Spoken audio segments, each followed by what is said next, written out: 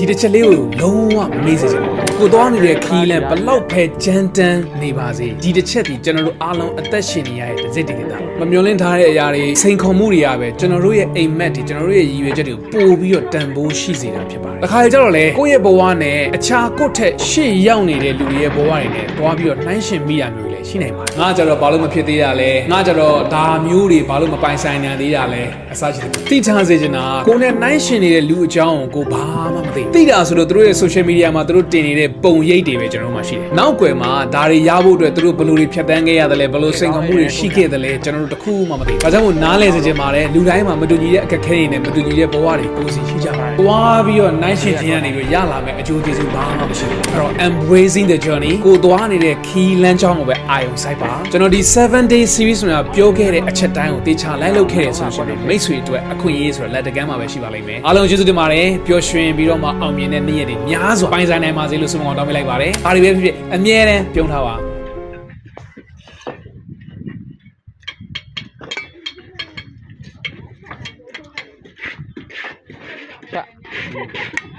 me está llamando.